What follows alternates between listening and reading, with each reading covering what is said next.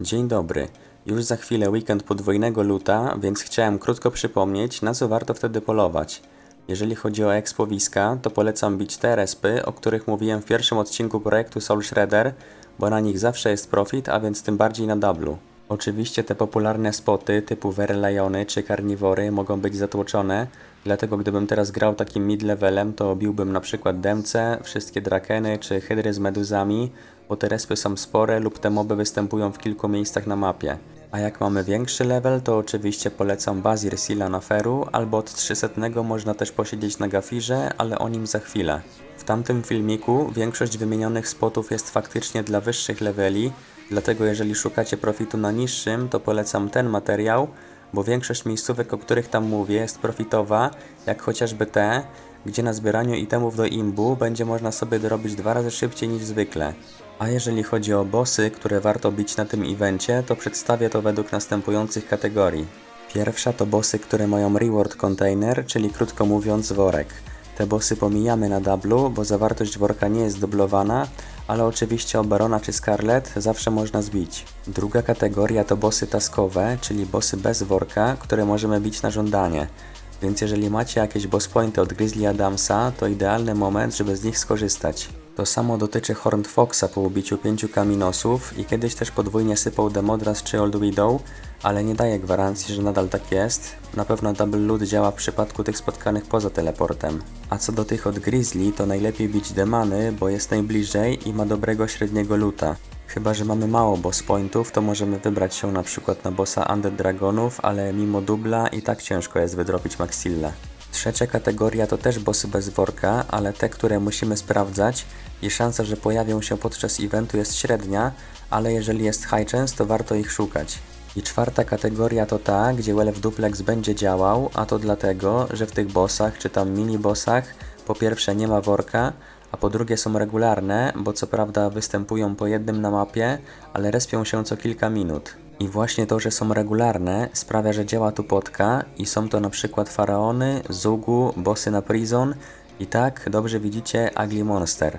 Tak, tutaj sprostowanie, bo kiedyś wydawało mi się, że na niego nie działał Elf Duplex, ponieważ na screenach, które widziałem, napis świadczący o działaniu potki, czyli Active Elf Duplex, nie wyświetlał się, ale wszystko wyjaśnił Skerio. Czyli chodzi o to, że napis ten pojawi się tylko wtedy, gdy Cobra item poleci w trzecim secie loota, czyli w tym, którego uaktywniał Elf Duplex. A to, że ten napis na ogół nie pojawia się, to dlatego, że z Ugly nie lecą żadne GP-ki czy inne śmieci, tylko rary. Gdyby ciągle coś z niego leciało, to napis byłby częściej albo cały czas. Jednak potion na loota na Ugly wydaje się dobrą opcją na wyższych levelach, bo Ugly przyzywany jest randomowo i dopóki bijemy samego Gafira bez Quaida piętro wyżej, to moim zdaniem średnio się to opłaca, ale jeżeli sami zdobyliście potkę z areny, to czemu nie? Chociaż ja jestem przykładem, że Ugly sypał dobrze nawet bez tego wspomagacza. A w przypadku Faraonów taki napis widnieje zawsze, bo z nich zawsze wypada gwarantowany itemek, więc oczywiście będzie on w każdym z 3 setów. A jeszcze co do regularnych mobów, to warto odpalić sobie też Preya na loota, bo daje on 40% szans na dodatkowy set loota, czyli taki 40% Well Duplex, ale tylko na jednego moba. No chyba, że odpalamy 3 Preye. A jeżeli nie wiecie o co chodzi z tymi setami, to mówiłem o nich w innym filmiku, ale dołączę ten materiał tutaj. Jak już to widzieliście, to możecie już iść profitować. A jak lotniecie na przykład 2 Cobra itemy w jednym Ugly, to koniecznie pochwalcie się na Messengerze. Dzięki za oglądanie i udanego profitowania. Zanim pokażę jak spędziłem event, powiem jak działa ten loot event i jak wygląda on w połączeniu z potionem na loota. Ta oto wypowiedź jednego z testerów wyjaśnia, że ten increased loot to nic innego jak dodatkowy set loota, w którym może znaleźć się zarówno jakiś średni item, lepszy albo i żaden.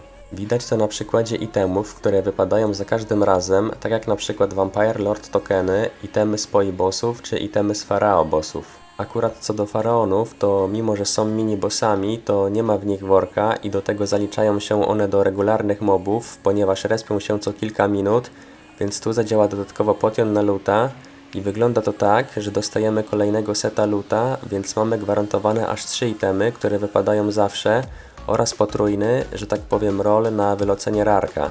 Dlaczego powiedziałem roll? Ja to sobie porównuję właśnie do rzucania kostką. Na przykład jeżeli przyjmiemy, że dany rarek ma na przykład przypisaną liczbę 6 na kostce, to w przypadku double loota zamiast jednego rzutu kostką mamy 2 rzuty przy każdym ubijanym mobie, a w przypadku do rzucania Wealth do plexu mamy aż 3 takie role.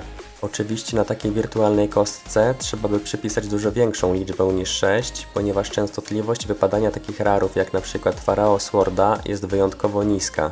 Tak samo powinno to działać w przypadku Zugu, z tym, że tu ryzykowne jest wypicie potionu, ponieważ działa on przez godzinę, a Zugu respi się co około 10 minut.